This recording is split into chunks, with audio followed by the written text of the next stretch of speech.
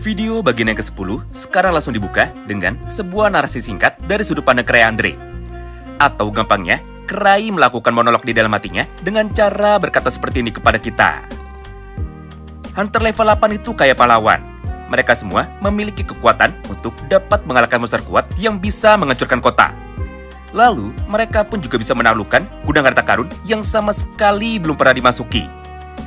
Kemudian, mereka juga bisa melakukan hal mustahil bagi para hunter biasa. Intinya, cuma segelintir orang saja atau sedikit orang berbakat saja yang bisa sampai pada level 8. Itu pun memerlukan latihan selama bertahun-tahun dan juga pengalaman bertahun-tahun tidak bisa secara instan. Nah, bagi para hunter sejati, semua hal yang sifatnya belum diketahui atau masih rahasia, maka itu merupakan sebuah tantangan yang sebenarnya harus bisa ditaklukkan. Bahkan, semua hunter terkuat di dunia sudah sering berhadapan dengan kondisi hidup dan juga mati demi dapat menyelesaikan misi-misi yang mustahil. Tapi meskipun begitu, semua petinggi dari kantor pusat sepertinya sekarang sudah lupa tentang esensi dari para hunter level 8 di atas. Karena sejatinya, tujuanku mau menerima misi ini atau misi masuk ke dalam negara kode Fortress, aslinya hanya untuk jalan-jalan, cari handphone, dan juga cari relik. Bukan untuk bisa berperang, apalagi untuk bertarung melawan para bandit seperti tadi. Kenapa sih orang-orang gak pernah bisa mengerti kalau aku ini hunter level 8 yang paling cinta damai? Udah dibilang kan, jangan lawan aku, nanti kalian bisa ikutan kena sial. Tapi pada akhirnya, mereka pun kemarin tetap mencoba untuk bisa menyerang aku. Akibatnya, mereka pun otomatis langsung menjadi terluka dengan sangat parah hingga sampai ada yang terbunuh. Ya, mudah-mudahan aja gak ada saksi mata lain dari kejadian barusan. Karena jika orang lain tahu, atau jika kode Fortress tahu, maka hal itu akan menjadi sangat merepotkan. Nah, menarik ya, setelah Cray berkata seperti itu kepada kita, maka sebuah plot twist besar yang sebelumnya sama sekali tidak kita sangka, kini akhirnya bisa langsung terjawab. Dimana di dalam praktiknya, Cray pun sekarang langsung ingat bahwa ketika bertarung melawan pasukan para bandit tadi, semua bandit yang kebetulan mencoba untuk bisa menyerangnya, mereka pun tiba-tiba saja langsung berhenti sambil berkata seperti ini kepada Cray. Bahwa tubuh dari Cray diselimuti dengan kumpulan hantu yang bentuknya mirip seperti pada gambar ini. Serta para hantu itu pun terus mencoba untuk dapat berbicara kepada mereka dengan cara sebagai berikut. Ser. Gara-gara itu, Cray pun seketika langsung ingat. Jangan-jangan mereka bisa menjadi terbunuh atau mereka bisa menjadi terluka, itu adalah gara-gara perbuatan dari Sara-Sara. Karena menurut Cray, satu-satunya orang dari party mereka yang memiliki kekuatan aneh ini, dia adalah Sara-Sara saja.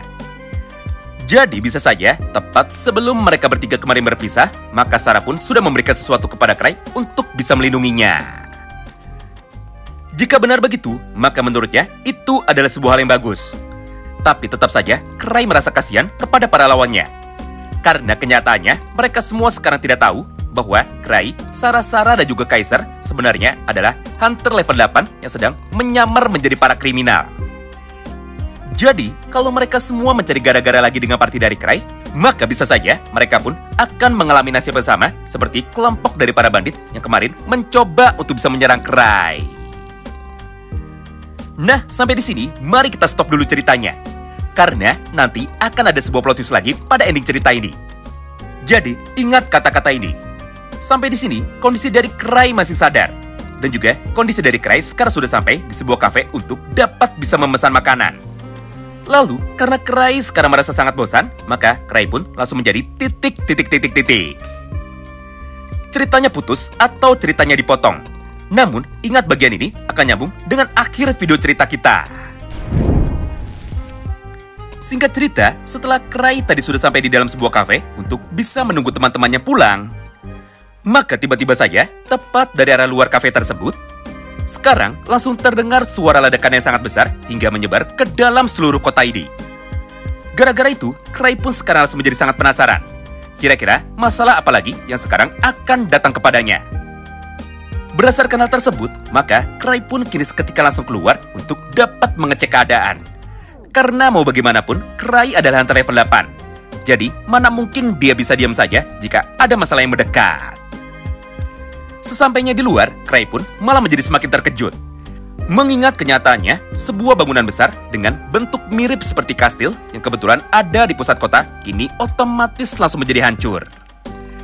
Serta dari balik asap bangunan tersebut, Kaisar pun kini seketika langsung muncul sambil menyeret beberapa tubuh dan juga sambil berkata seperti ini kepada Kray. Ketua, misi kita sekarang sudah selesai.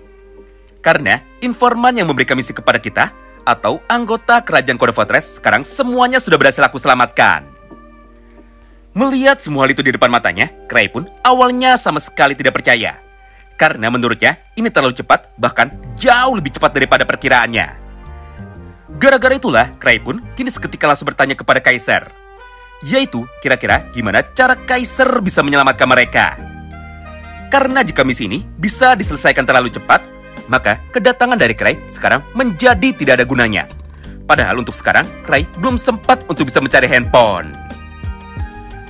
Nah, di momen itulah, Kaisar pun sekarang langsung menjelaskan kepadanya. Haha, itulah bedanya aku denganmu.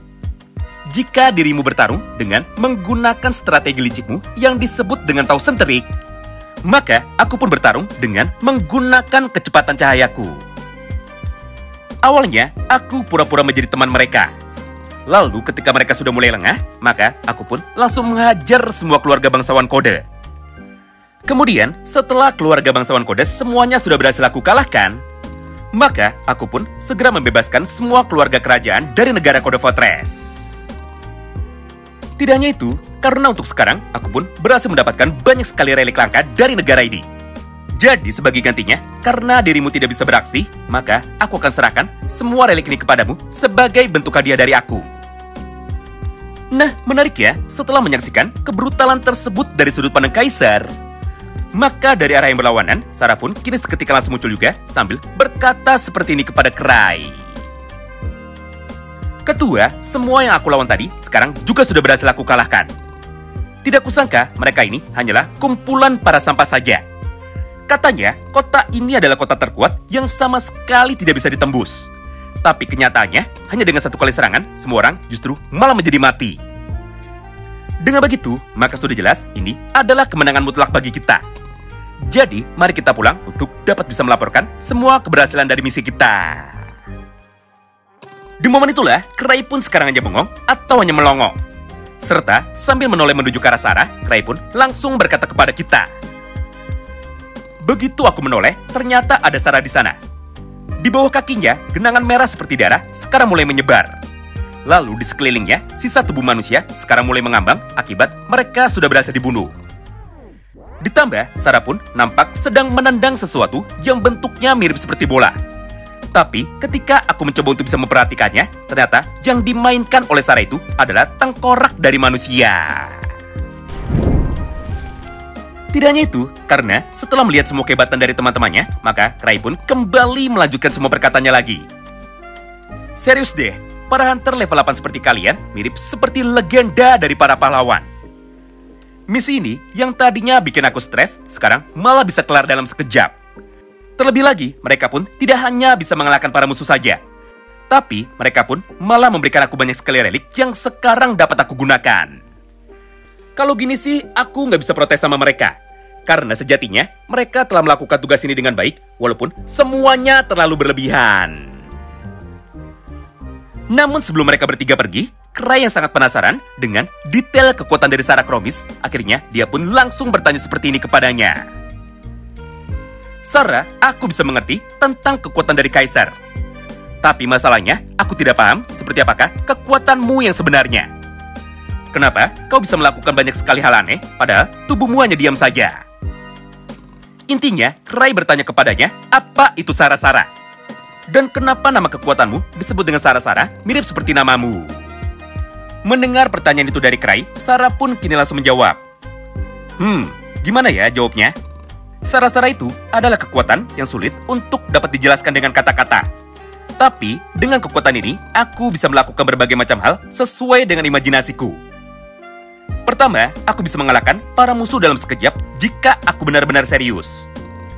Kedua, aku bisa membuat makanan atau menciptakan makanan apapun sesuai dengan imajinasiku. Ketiga, aku juga bisa mengubah keadaan dari seseorang dengan sesuka hatiku. Pokoknya, dengan kekuatan Sara-Sara, aku bisa melakukan apapun asalkan aku mau dan juga asalkan aku bisa memikirkannya. Jadi, apapun yang kau minta, aku bisa mewujudkannya asalkan aku serius melakukannya. Contohnya, jika memang benar kau sekarang mau pensiun, maka dengan sangat mudah aku pun bisa mewujudkannya. Jadi tinggal bilang saja sama aku, maka kekuatan Sara-Sara milikku ini bisa mengubah realitas atau mengubah imajinasi menjadi sebuah kenyataan. Mendengar semua ucapan itu dari Sarah Kromis, mata dari Cray pun kini seketika langsung bercahaya. Di satu sisi, Cray merasa dejavu, di mana di dalam praktiknya, Cray pun langsung berkata kepada kita, "Loh, kok sama sih kekuatannya sama dewa itu?" "Ah, mungkin perasaanku aja sih." Bentar-bentar, tapi kok sama ya? Gimana sih? Sama tapi beda orang. Intinya, Cray terlihat kebingungan karena kekuatannya sekarang sangat tidak asing bagi Cray. Tapi karena Cray sekarang terlalu bersemangat, maka dia pun tidak mau ambil pusing. Sampai pada akhir kalimatnya, Cray pun langsung berkata kepada Sarah bahwa tolong buat aku pensiun. Karena mulai dari sekarang, Cray akan pensiun dari dunia para hunter. Nah, menarik ya, ketika Cray sekarang sedang mencoba untuk dapat mengabulkan semua permintaan dari Cray itu dengan menggunakan kekuatan Sara-Saranya. Maka di saat yang bersamaan, sebuah cahaya yang sangat terang sekarang langsung muncul di hadapan dari Cray. Lalu ketika Cray membuka matanya, Cray pun sekarang bisa melihat tumpukan botol alkohol dan juga tumpukan makanan dari meja sampingnya. Di momen itulah, Cray pun akhirnya baru sadar bahwa tadi ternyata dia ketiduran atau dia tadi hanya bermimpi. Yap, bener banget. Cerita di atas adalah lanjutan dari cerita sebelumnya yang tadi sempat kami minta kalian untuk bisa mengingatnya. Gampangnya, Cray tadi kelelahan akibat bertarung melawan para bandit. Tapi, karena pertarungannya tadi terlalu brutal, jadi ketika Cray ketiduran di dalam kafe atau di dalam bar, maka semua kebrutalannya itu jadi ikut masuk terbawa ke dalam mimpi dari Cray. Yang artinya, semua kemenangan dari Cray hanya terjadi di dalam mimpi saja. Karena kenyataannya, mereka sekarang masih berada di dalam kota bawah, belum naik menuju ke dalam negara Code Fortress. Sampai di sini, ceritanya kita stop dulu sebentar. Karena kami ingin ingatkan sedikit kepada kalian. Ingatkan, Cray punya kekuatan aneh yang dulu pernah digunakan dalam season 1 animenya. Yaitu, mimpi dari Cray bisa menjadi kenyataan, atau mimpi dari Cray sebenarnya adalah sebuah ramalan. Nah, di dalam mimpi tadi, Cray sudah diperlihatkan gimana jadinya jika mereka bertarung dengan serius. Ditambah, Cray pun juga diberitahu apa saja kekuatan asli dari Sara-Sara. Namun, semua informasi yang didapatkan oleh Cray di dalam mimpi itu adalah semua informasi yang nyata. Yang artinya, di dalam cerita kedepannya, Cray akan menggunakan semua informasi dari mimpinya itu untuk dapat bisa membantu teman-temannya demi bisa menjadi semakin kuat. Contohnya paling dekat, sebentar lagi akan bisa kita lihat. Nah, jika sudah jelas, sekarang mari kita lanjut lagi ceritanya. Sederhananya, di saat Cray sekarang sudah terbangun dari tidurnya, maka tiba-tiba saja, Kaiser dan juga Sara-Sara sekarang akhirnya seketika sudah pulang setelah berkeliling mencari informasi. Lalu di saat yang bersamaan, mereka pun langsung berkata kepada Cray, "Selamat pagi Cray, sepertinya dirimu sekarang sudah ketiduran.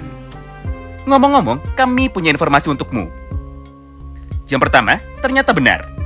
Para Red Hunter alias para kriminal sekarang sedang berkumpul di sini dengan satu tujuan, yaitu mereka berniat untuk bisa masuk ke dalam negara Fortress secara bersama-sama.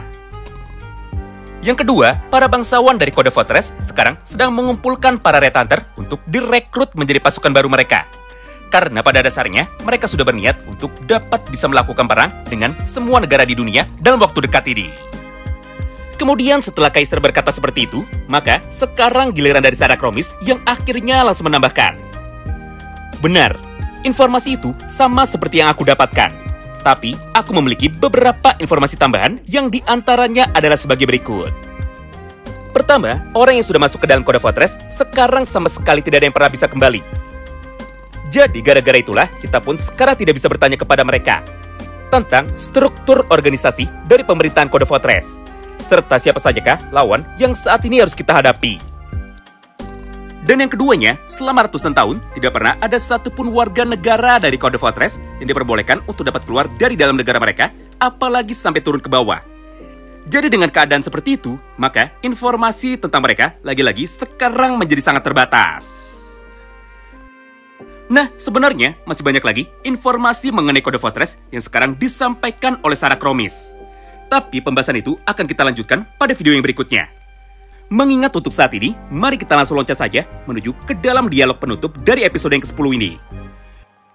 Di mana pada kesempatan itu, Cray pun kini seketika langsung memotong semua ucapan dari Sarah dan juga dari Kaisar. Lalu di saat yang bersamaan, Cray pun langsung bertanya seperti ini kepada Sarah.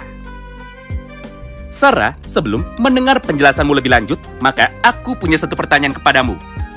Yaitu, apakah tadi kau sudah melakukan sesuatu dengan menggunakan kekuatanmu menuju kepadaku? Karena ketika aku bertarung melawan pasukan bandit, maka aku pun bisa mendengar suara seperti ini. Serrrr. Ser. Begitulah secara terus-menerus.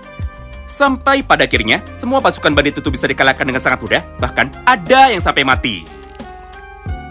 Mendengar pertanyaan itu dari Cray, Sarah pun kini seketika langsung kebingungan. Hah? Kok bisa sadar sih?